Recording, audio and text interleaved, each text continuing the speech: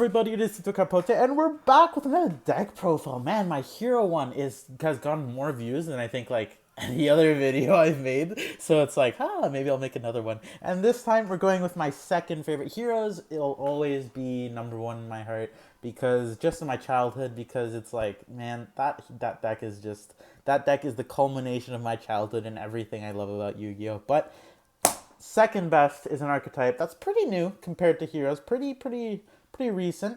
And that is what you see on the screen: live twins or evil twins, if you want to call it that.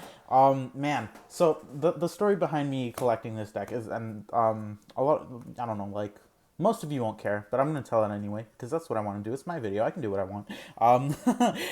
So the reason why I started building it, I was interested in the deck because like I'm a weeb, so cute anime girls, you know. But anyway, besides that interest, I thought the artwork is like really cool. I mean, look at this girl. She has a shark plushie. It's insane. Although I like Kisikil more because I like her more. But I was like, yeah, and then I went to my like back home. Well, not back home. I went to visit my parents in Texas, and then I bought a bunch of like packs of choppers and stuff, and I pulled a bunch of the collector's rares. So like this rarity, it doesn't show much in the video, but they're really pretty. I'll try to show them off just while you guys are looking. Maybe like each card I'll go like, ooh, here's the collector's rare. Just because I like to show off my cards, you know. I'm kind of a piece of crap. But anyway, so then I was like, yeah, I'll build the deck. I got a lot of collector's rares, and then I ended up almost maxing out the deck because I got really lucky and pulled a lot of it, and second, I pull stuff I don't want and I can trade it away for cards like these. Anyway, but that's the story behind it. I don't know if any of you care. If you don't, then you can just skip to this part here. I'll wave my hand so you know. But anyway, let's get into the deck profile. Also, with this one, heroes, I sort of made a little mistake. I didn't really explain what the cards did for people who like don't know what the main point of the deck is, you know, but I'll correct that mistake. This video might end up being long because I will explain a lot of the theory behind the deck. Like, I don't know, I like to explain my choices because everyone, like I said in the last video, everyone plays Yu-Gi-Oh! A different way, and that is completely, it's completely up to you how you want to build the deck. This is just my version of the deck, and I know that I have some expensive cards, and, like, I'll give budget options for the cards, but, like, most of the time, this is, like, a competitive version of the deck, right? So it's, like, this is what I think is the most, like, the best version of the deck, or maybe not the best, but the version that I win with and the version that I like playing the most, just because, like, I don't know, I have fun. It's a fun game. I love Yu-Gi-Oh. It's I don't know, but anyway, let's get into this. I made some quick changes right before, but that's okay, because I found out I had 4 copies of a card in my deck, and that's not okay. Anyway, let's go. First, we're going off with 3 copies of Live Twin Lilla. So basically what the live twins do, so there's basically 2, well, there's 4 live twin monsters, but basically 2 like real monsters.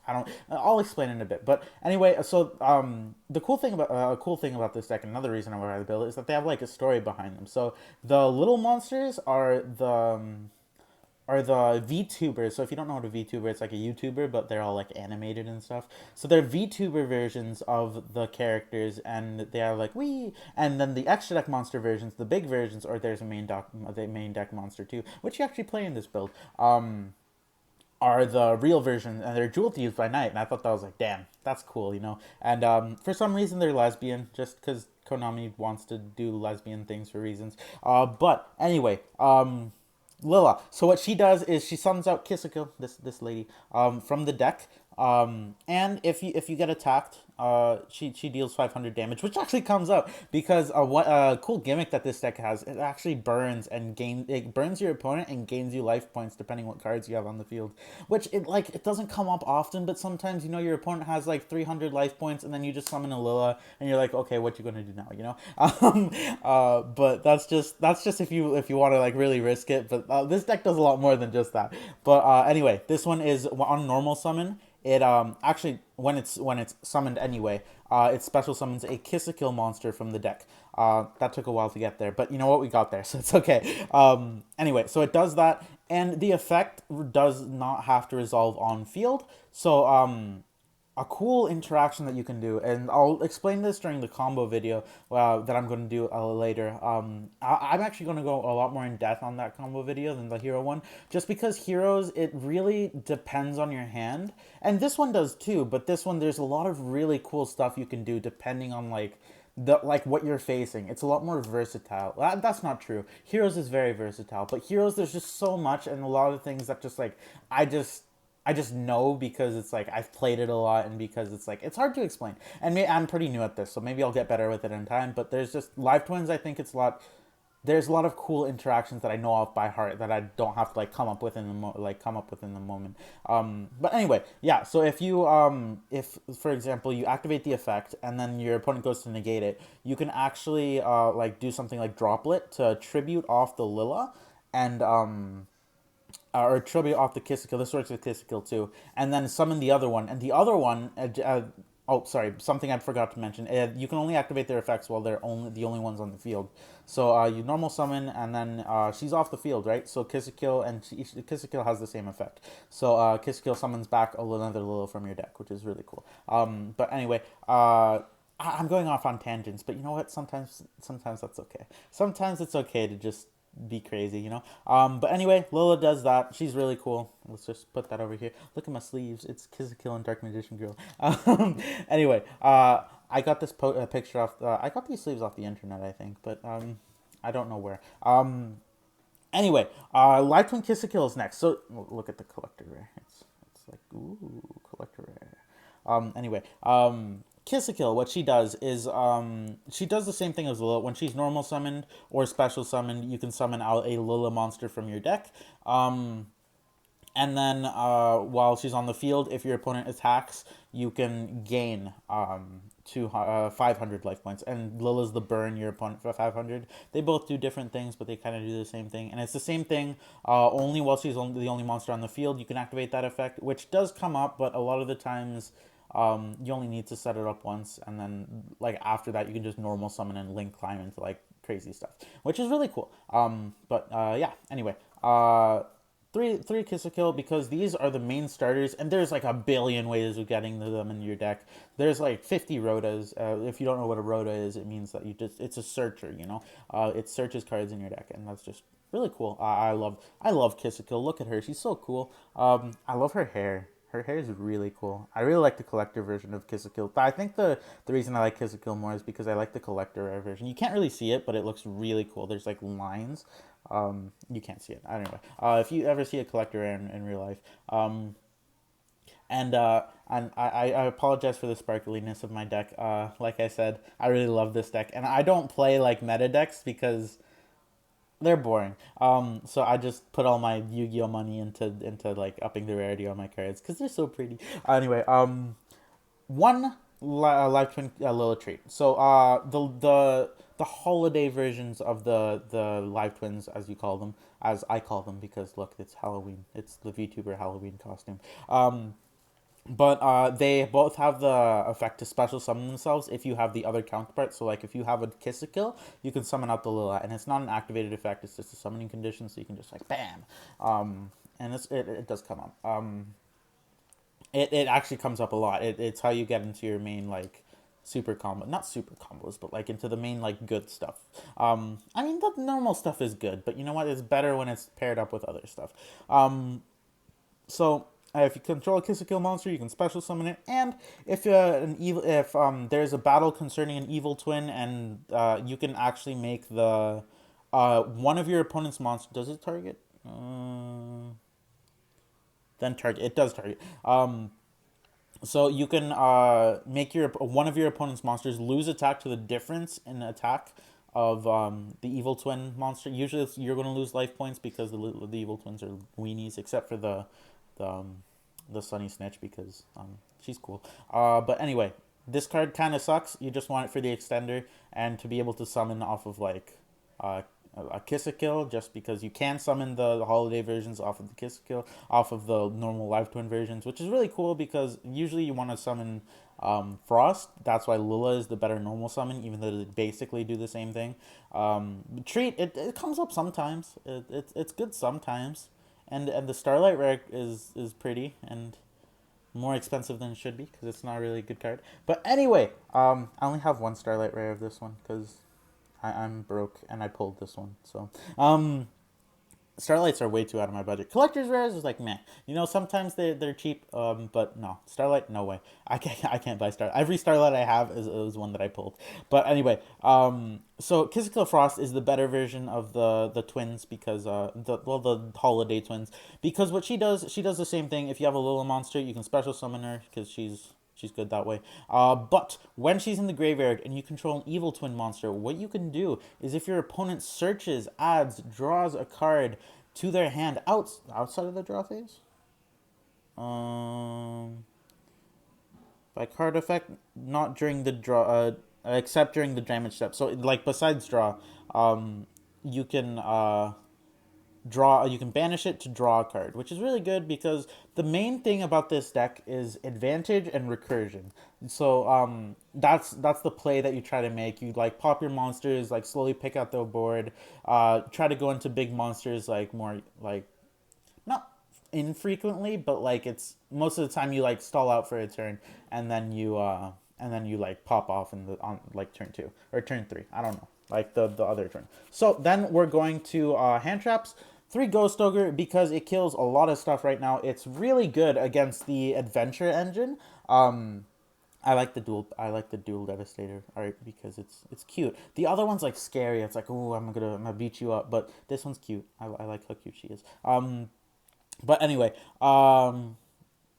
yeah, Ghost Ogre. It what happens is when a card is activated on the when a monster or spell or trap effect is activated on the field, at the spell the trap not like a normal spell card. I mean, sorry. If when a monster effect is activated on the field, or when a spell or trap card that has already been there, like that isn't just activating. I don't know how to explain it, but like not activating, but activating its effect without being activated, if that makes sense. So like an example of this is Eternal Soul. You can activate the card, but then not activate the effect, and activate the effect later. So like or if it's basically, if it's a card that's going to stay on the field, you can use this card. Most of you probably already know what Ghost Ogre is, but I'm just explaining for the people who don't. And I'm doing a really bad job of it, so I'm sorry. But anyway, what you can do is you can discard this card. It has to be sent to the graveyard. So if it is in Macrocosmos, like Flunderies does, then you can't use it. But it can be used on the field, which is really cool because E-Telly is a card. You don't play it in this because you don't go into synchros, but it's cool. It's a cool interaction. So you can activate this to destroy it. It works against field spells. It works against continuous spells. It works against monsters. It's a really good card right now, which is why it's at 3 in the deck. And this deck plays an insane amount of hand traps. Holy crap, munchkins. There's anyway, I don't these are like out of order. I'm just going for the cards. This probably should have been first, but either way, all of these collectors are really cool. It's probably my favorite, like a collector out of the bunch. But Evil Twin, Kisikil, and Lila. So this is the main deck Evil Twin. It's complete garbage. It comes up sometimes when you're trying to go for OTK, but barely ever because usually you want to go into Unicorn, into Access Code before you go into this thing because it has more attack. It's a better card, and it does have the effect where when it's summoned, if your opponent has more than I think 3. Yeah, 3 or more cards. They have to destroy cards they control until they only have 2 cards on the field. So it's sort of like evenly matched, but like a lot worse. Because like 2 might not sound like a lot, but when they have 2 big monsters and then a bunch of back row, that doesn't really matter. They just send all the back row and then keep the 2 monsters, and you're like, well, that was kind of pointless. But anyway, it's really bad, but it's mainly here because you send it off of Trouble Sunny, which I will be explaining in a bit when we get to the extra deck. Anyway, 1 Scythe. You are playing Crossout in this deck because you can, and it's very easy to, and it does a lot because this deck has no protections, just like every other flipping deck I play. But you know what? That's just what I choose to do because meta is gross. I'm building the branded deck because it's basically like a competitive fusion deck, which I guess Shaddoll Invoked was, but Shaddoll Invoked was kind of lame, man. It was just like, Alistair, go.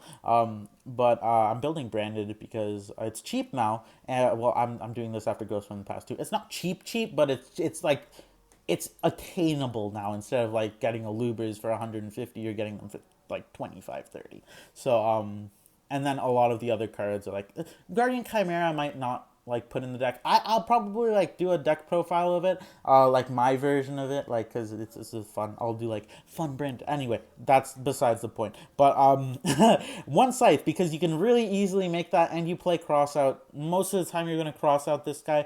But you can scythe lock your opponent, but it isn't always the best thing to do. It's just, if you can, you like, why not, you know? And this deck can do it super easy. Two Ghostbound Haunted Mansion, because this is a really good card right now. It beats Branded because you can do it against the Branded in red. You can do it against their fusion monsters, and you can stop them from fusion summoning and doing a bunch of stuff. And it hits all the rogue decks. It hits everyone does stuff with their graveyard, because the graveyard's basically like a second hand now for some reason, because they were like, you know what, we don't like the way the graveyard is now. We're just going to make it like just do everything we want. And that's what they did. And a video's playing on my TV, and I don't know why. Anyway, two Ghostbound Haunted Mansion. So what this does, if you don't, oh, I forgot to go over what the scythe does. So what the scythe does is, when it's destroyed, you can set it as a spell and trap, and if it's destroyed, you can summon it back to the field, and then your opponent can't summon from the extra deck for the rest of that turn. You can for some reason, but not your opponent. It's whatever. It should be banned. I hate this card. This card is stupid. I'm only playing this because you know what, I don't know. Maybe I'm a horrible person. Maybe it's just like a necessity. I don't know. But you can, so why not? Two ghost spells. So what this does is, if your opponent attempts to add a card from the graveyard to the hand, special summon a monster from the graveyard, or banish cards from the graveyard, you can discard this card. It does not have to go to the graveyard. It's one of the better hand traps. Well, it depends what you mean by better, but it's one of the like ones that doesn't have that clause. But you can discard this card and then negate the effect. It does not negate activation, so they can't activate another version of the card if they have two of them, which is really cool. Anyway, two ghost spells, two Ash Blossoms. This could be at 3, but I decided to play a more fun and interesting version of the deck because I think it's better, and because I think that you could put like 3 Ash Blossom and 2 Ghost Ogre. Either way, it wouldn't really matter. I just prefer Ghost Ogre because dude, I love that card. Ghost Ogre is literally my favorite Ghost Girl. I had like 12 copies of the Dual Devastator one before it got like to $6. Back when it was like 50 cents, and I was like, "Ooh, this card is just really cool." I really like the art. But anyway, Ash Blossom, what it does is, when your opponent attempts to add a card from the deck, send a card from the deck to the graveyard, or special summon from the deck, you can discard the card. It does not have to go to the graveyard to negate that effect, and it does not negate activation. And now, oh, you guys probably saw it. Man, I ruined the surprise. But anyway, for spice. Okay, so this is something that I actually found not a few weeks ago. It's not really new, but I found it, and I saw someone play it, and I was like, ooh, that's interesting. So I tried it out, and it's actually kind of insane. I think it's really, really good, and it makes the deck, it doesn't take it to another level, but it makes it so much more consistent, so much more. Well, I mean, it's already really consistent, but it fixes things. It fixes things that the deck has problems with. So we're playing 2 copies of Magician's Souls and 2 copies of Illusion of Chaos. So you don't have to play these. These can be like literally extra hand traps. These could be like, I don't like Desires in this deck. I don't like Desires as a card, but I mean, it's at 1 now, so it's like, why would you? But this could be other cards. This could be more Live Twin cards. This could be more just ways to get to your cards. I think that would be the best bet, but I like this, and I'll explain why. So Magician's Souls, what you can do is you can send a level 6 or higher spellcaster from your deck to the graveyard to special summon it, or special summon Dark Magician Girl or Dark Magician from your graveyard, but you're not doing that right now. You just want the summon. And then so when you summon it, when it's on the field, you can discard up to 2 spells and traps to draw 2 cards. Now, the reason why I like this is because Illusion of Chaos is a card that just came out. Well, not just came out. It came out in Battles of Chaos, so like at the beginning of the month. But you know what? Let's just say just came out for the sake of saying it just came out. So what you can do is you can reveal this card. So like, ooh, reveal. And then you can add a monster that lists Dark Magician on it to your hand. So Magician's Souls, it's a soul searcher, basically why it's played. And then shuffle a card in your hand back to the deck. Now, if you open this and you have either doubles of one of the spells that I'm going to show you, doubles of any of the spells, which ends up happening quite a bit, or if you have a spell that you can't really use, like maybe imperm's useless and you just want to like go like, no, I don't want an imperm, you can activate souls to draw, like discard the cards and draw as many cards as you discarded, and it's an extra body on board, which ends up mattering. So if you do your first live twin summon and then it gets negated, this is a body on board to still be able to go into into something. And I do play Parallax Seed in this deck, so it's like it actually does things. But it's an extra body on board. It's an extender, so you can go into like you can go into Dagda, you can go into like whatever. It's an extender, and it fixes hands because Illusion of Chaos, what it can also do, which is just really good, is you can keep both of the cards in your hand and shuffle something else back. And with Crossout, that is really, really good because let's say you draw the Nibiru. Let's say, because we're playing Nibiru because of Crossout, but let's say you draw a Nibiru or whatever. Then and you're like, I don't want this Nibiru in my hand. I'm going first. Nibiru sucks when I'm going first. And it's like I want it as a crossout target because I have crossout in my hand and because Nibiru is a cancerous card. That's really mean. That's not true. Nibiru is a fair and balanced card. It's just I play rogue decks and this card has haunted me since the beginning. Anyway, so you can go like, ooh, Illusion of Chaos, add souls, keep Chaos in your hand, and send the other Illusion of Chaos into your deck, or like from your deck to the graveyard to summon souls, and then shuffle Nibiru back, and that's insane. It's crazy. It fixes hands. It gets you a chance of getting into your starters when you don't have your starters, which does happen sometimes. Sometimes you open all hand traps for some godforsaken reason. There's a million like searchers in this deck, and it's like for some reason you just always open the hand traps, which is like not the worst, but like if there's a problem that I would like to have, it is usually having too many hand traps in my deck. That is not a bad problem to have. But anyway, that's why I play this, and it actually comes up a lot. It actually, when I see this card or when I see either of these cards, it's a very, very good time. But anyway, that's why I play that. One Nibiru for the crossout target, but it's also like the thing about crossout is that the bricks you play, they're not really bricks because they're all hand traps and they're all really good cards. So Nibiru, what it does is if your opponent summons 5 times or more during the main phase, so you usually want to do it either before they get to a negate or before the end of the main phase if they play bad decks like I do, then you activate Nibiru and you tribute all their cards, or the cards on the field, so yours too if you have any, and then you summon the card, give them a token with all the combined attack, but usually you can clear the token. In this deck you can clear the token every time. But Nibiru is a good card, and it's why I play it, because Crossout's a good card. Then one Effect Veiler, ooh, ultimate, ooh. But Effect Veiler is, I only play one because it's just a crossout target. This, honestly, you could cut. I feel like people are playing Effect Veiler, and especially if you're playing against the budget players at locals, and at locals in general, Effect Veiler is really popular just because like it's cheap. Not this version, but the normal versions. The ultras, they're like $1 or $2. So everyone's gonna, if they can't afford imperms, which are like $15, then they're gonna have Effect Veilers. So that's why I play Effect Veilers. Everyone at my locals using it, but honestly, and it actually, I saw it a lot at the regionals when I went, which is really cool because Effect Veiler is a decent card. It's just, I feel like it's underrated, but Imperm's just a better version of Veiler, so I mean most people play Imperm if they have the money for it, which it's not that expensive anymore, so I think like one Called by the Grave, both, oh, I forgot what to, so this is one of the cards that you have to send to the graveyard to activate, but when your opponent summons a monster, not even, you can just discard the card to negate effect to target and negate one of your opponent's effects until the end phase. But you can only activate during your opponent's main phase, which is really weird, but it works. It works. It's a good card. Then one Called by the Grave. This is both for a crossout target because this card kills your deck. Well, this deck. I don't know about your deck. Maybe you play like Fluffles or something, which it might kill. I don't think so, but Called by is a good card. Anyway.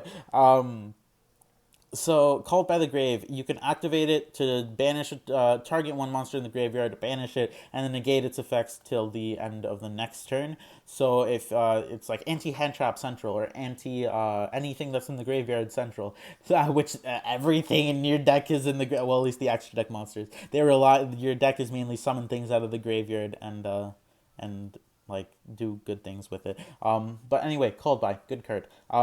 Then we play 3 Live Twin Sunny Snitch. Oh, I really like the artwork in this card. It's really cool. The Live Twins are so cool. Anyway, Sunny Snitch, this is a really cool card. It's a continuous spell card, which it didn't even need to be. If it didn't have the second part of the effect or the part that makes it a continuous spell card, I'd still play it because it's just a searcher. It literally just searches your live twins, which is really good. Anyway, the first part of the effect is a Rhoda. It just searches one of your live twin monsters, either the holiday ones or the normal ones. So it's either a starter or I put the middle finger up. Don't listen to that. Anyway, it's either a starter or an extender. So if you already have the normal live twins, you search the extender. And while it's on the field and you have an evil twin monster on the field, which you most likely will have, what you can do is every time your opponent summons, not just special summon, normal summon too, so Flunders still get affected by this. You gain 200 life points and your opponent loses 200 life points. Now, this might not seem like a lot, but most decks today summon quite a bit. And if you're facing one of those synchro spam decks, ooh boy, are you gaining some life points and are they losing some life points. Man, it is once per turn though. But I've had 2 of these active because it's once per turn, but like you can activate 2 of them at the same time. You don't really use your spell and trap card slots just because like they're your monster heavy deck. So and another thing, Droll doesn't really hurt this deck, which is really cool because I play heroes and Droll kills that deck. Actually, not anymore. It sort of killed. It killed it before. So remnants of a dark past. But anyway, so you can activate 2, and that's 400. And 400 is quite a bit more than 200. It might not seem like it, but if every time you summon, you lose 400 life points, and I gain 200 life points, that's a lot. And it actually comes up. It's really good. It's a searcher. It's whatever. But man, we're only at 30 minutes. That's crazy, and we're still not done the extra deck. Anyway, what we're doing now is 2 Live Twin Home. You can play 3 of this. I don't like 3 of this because I really don't like seeing 2, and because I don't think it's necessary. You can proc the effect of you can proc the effect of the Dagda with your live twins, and you have so many ways of getting your extenders. You have Magician's Souls now, which is just like it's free Dagda. It's free Dagda. And if you have any other spell card, so if you literally have an extra crossout or anything, or like an extra like secret password or anything, literally any card, you can activate it in proc Dagda, and you most likely will have that like ability. And like I don't think it's necessary at 3, but that's just my opinion. You might think like, oh, this guy's stupid. You definitely play 3 Live from Home, and go ahead. I don't care. You can do you. I don't like do whatever the hell you want. But I like 2 because just that's the way I play the deck. And if you don't like it, you don't have to. Anyway, 3 Crossout Designator because this card is insane in this deck. So, you saw how many hand traps we play. We play all the hand traps, and literally all the hand traps hurt us. Ghost Ogre doesn't really hurt us. If they Ghost Ogre the Link monster, maybe, but not really. Anyway, Ash Blossom hurts us. Ghost Spell hurts us. Called by the Grey hurts us. Nibiru kills us. What else? Imperm is very bad is very good against us. Sorry, it's very bad for us. But yeah, we get hurt by all of them, and this is sort of like screw you, hand trap. No one loves you. Even Imperm, which is nice. So what it does is you can activate the card, declare 1 card name, any card in the game, basically any card in your deck. And then you can banish that card from your deck, and then the effects of that card are negated for the rest of the turn. So if like they call a hand trap, you'd banish the same hand trap from your deck, which you will most likely have a copy of. And then you go like, wee, no more hand trap, which is fun.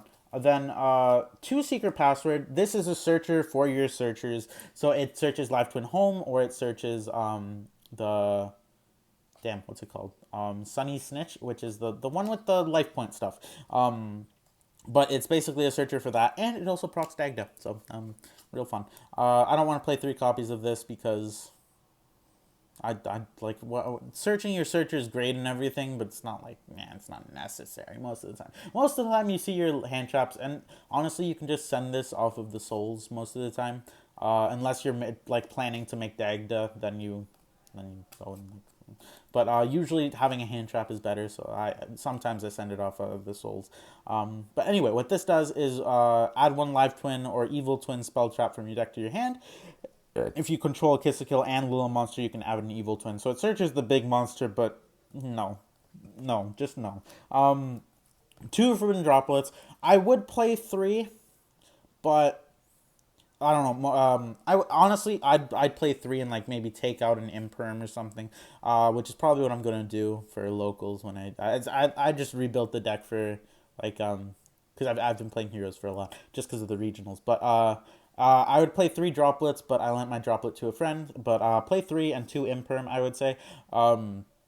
Just because there's so many interactions, because your monsters do not have to be on the field to resolve, and most of the time if they're not on the field, it doesn't really matter because you can just summon them back.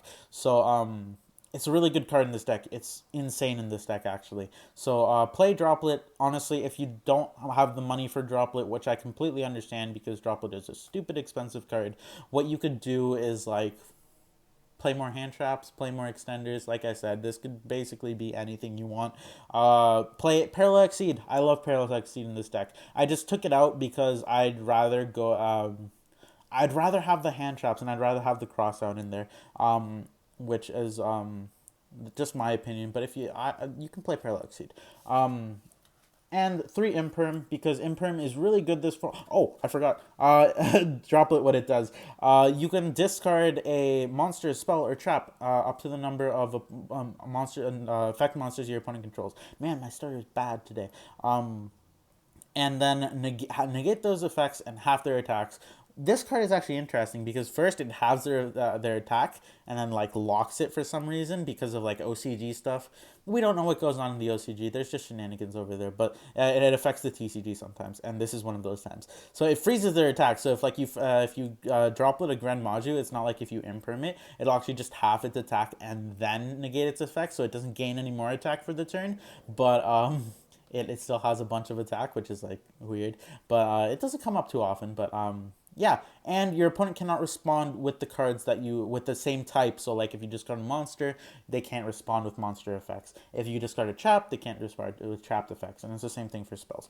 And then three imperm because I think it's really good. Like I said, take one out for the droplet, but I lent one to a friend. So what it does is this is a good cross out target as well. But what it does is while it's in your you can activate it to negate to target and then negate a monster effect on the field. And if it's in your hand and you control no other cards, you can activate it from your hand. So if you're going second, then you can activate it from your hand and just like whatever its effect Veiler, but better because you can activate it out of the main phase.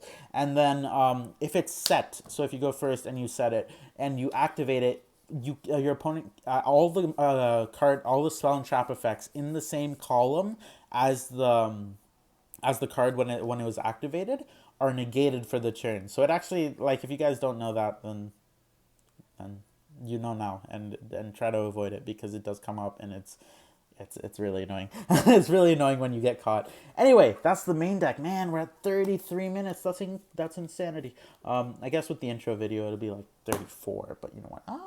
Shaky shake.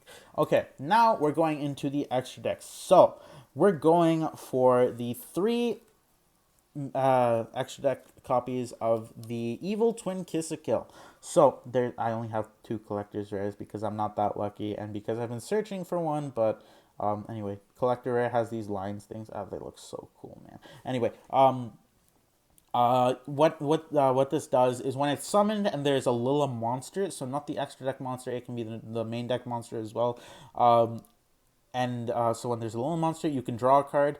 But if you control no Lilla monster, you can activate an effect only during the main phase to revive a Lilla monster from your graveyard, and it does not target. So if your opponent calls by your extra deck monster, you can summon one of the main deck ones and then go into something else. Which is really cool. A lot of people don't. Well, I don't know about like people that play the deck, but a lot of people that don't play the deck don't know that it doesn't target, which is like, it's cool sometimes. But if you play it like a lot at locals, then it'll most likely come up and people will start knowing, which is fine. But you know, anyway, that's what this card does. It's really good. It doesn't do any life point shenanigans because I don't know. Anyway, oh, you guys are seeing all the cards. Anyway, sneak peek. Anyway, I say anyway a lot, man. Two Evil Twin Lua. I don't play three because you don't need three. Usually, you want to summon the Kisikil on you want to summon the Kisikil if you can't go into the Trouble Sunny. And this you usually bring back with Kisikil, or like you're bringing Kisikil back from the graveyard with Lilla, link climbing or whatever. So you don't really need three copies of the Lilla. It's better to just have other cards in the extra deck. Just cause I like it. You can play three if you want, but I think two is the, like for me, I like two. Anyway, what this does is when it's summoned and there's a Kisikil monster on the field, you can pop or destroy a card on the field, not on your opponent's field. This is how you proc the Scythe.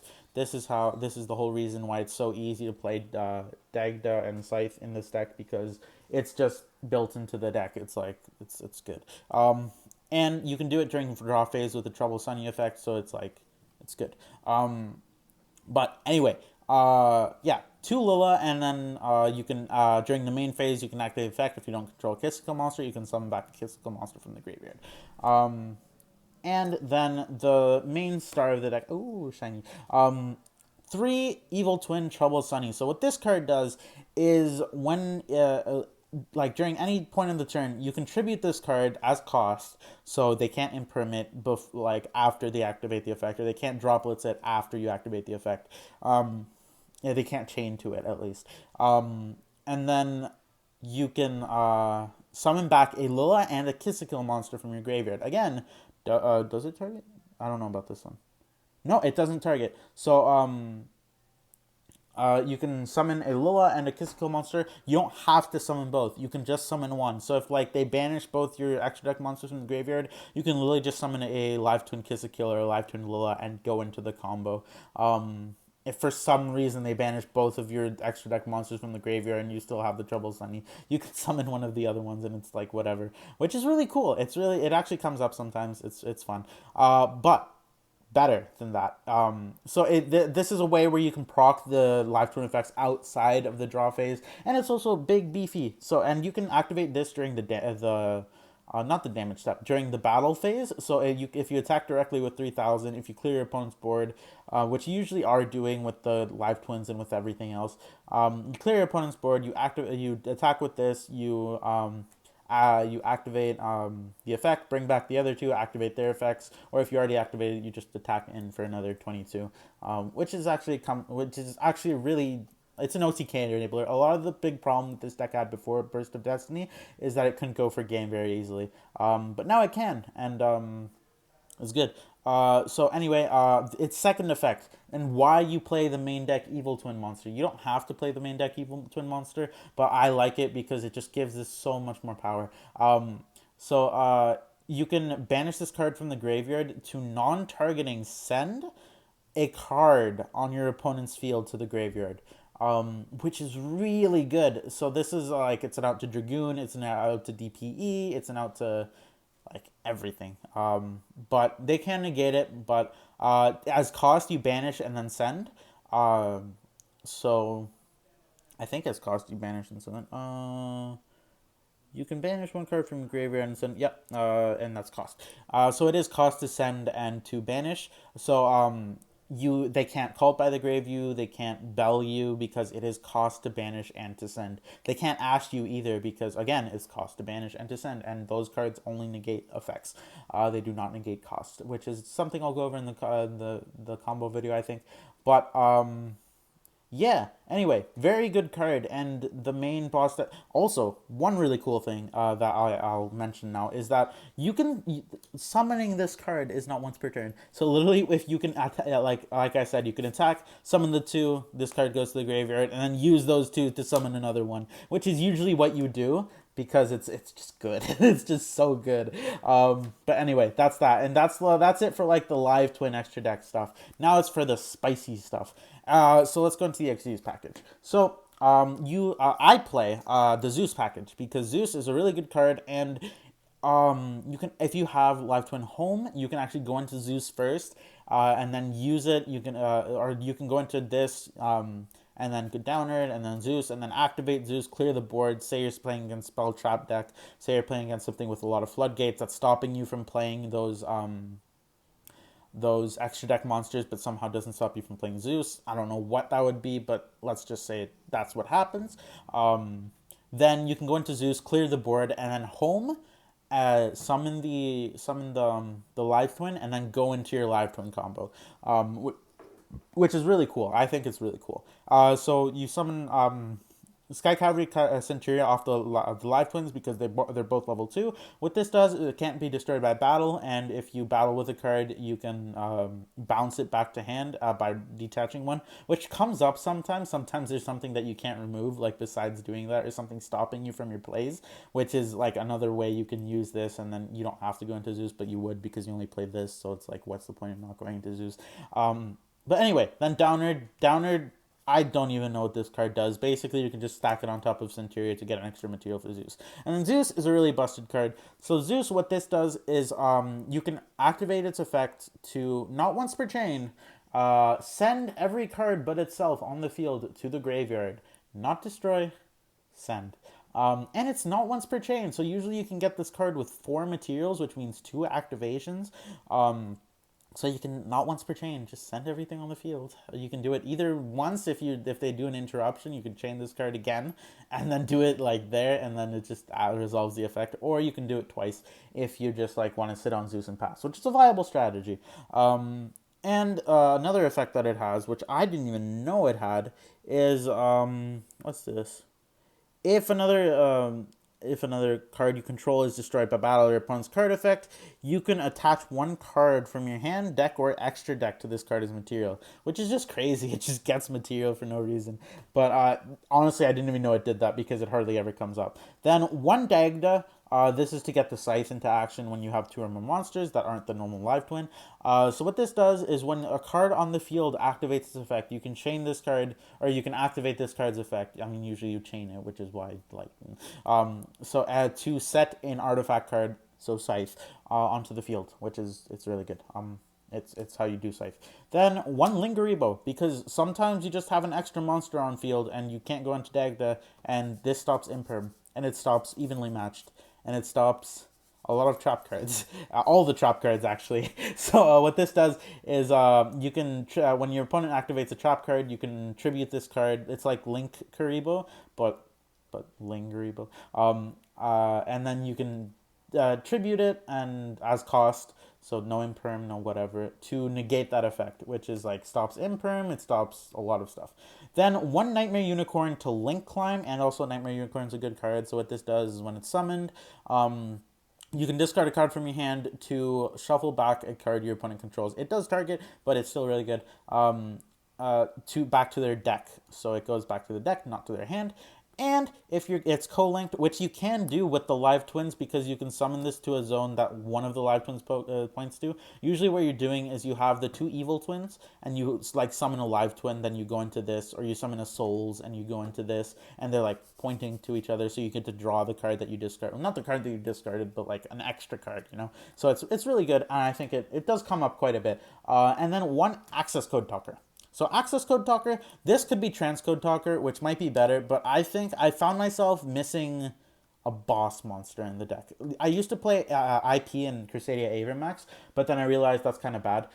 In the not in this version of the deck, yes. In the other version of the deck, no. In the bad version of the deck that you play on Master Duel right now, which is going to change come Monday, but holy crap, I can't wait. Anyway, access code's a good card. It's easy to go into. You just summon unicorn, and then you go into something else, and then it's a whole thing. But access code, it closes out games sometimes. This honestly is a flex spot. The only I did put access code because I do like it in the deck, but transcode talker is just as good. I just like access code because it's pretty, and I wasn't using it in any other deck, so I was like, why the hell not? But transcode talker is just as good. It does enable an OTK just as well. It probably even better, but you know what? Sometimes we just want to flex our shiny cards. But yeah, that's it for the deck.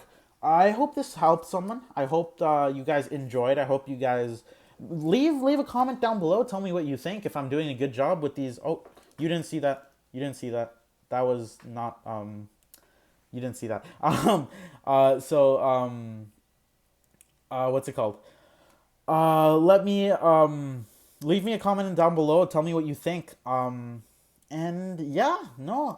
If you guys enjoyed, please leave a like, maybe subscribe, and if you want, ring the notification bell for more videos. I will be doing more deck profiles soon. Probably more jank decks. Because that's what I play. And I like the jank, man. I like the jank. The jank calls to me. But yeah. Hope you guys enjoyed. If you did, come back soon. See you guys later. Hope you have a great day.